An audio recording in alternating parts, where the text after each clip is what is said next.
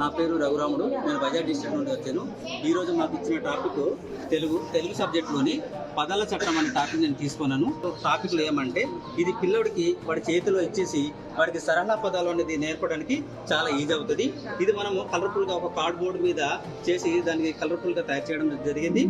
ఈ పదాల చార్ట్లోని ఫస్ట్ సరళ పదాలు, ఫర్ ఎగ్జాంపుల్ ఇది 1-2 క్లాస్ వాళ్ళకి ఊ యా లా అని విడివిడి పదాలను అక్షరాలను చదువుతూ ఒక పదాన్ని చదవగలుగుతాడు. ఊ యా లా అనేది అంటే ఇక్కడ పదాలతో పాటు అక్షరాలు కూడా ఐడెంటిఫై చేయగలుగుతాడు పిల్లడు. ఇలా మనము ఒక చార్ట్లో ఇలా రాసుకొని దీంట్లోనే మనము ఈ పదాలని ఇప్పుడు గుణిత పదాలు ఫస్ట్ గీ తీసుకొని గీలక్క, దీనిలో మళ్ళీ చిలక్క కింద మీద జరుపుకుంటూ ఈ పదాలని పిల్లడికి నేర్పడానికి చాలా ఈజీగా ఉంటుంది. ఈరోజు ఈ టీఎల్ నుండి ప్రజెంట్ చేయడం జరుగుతుంది.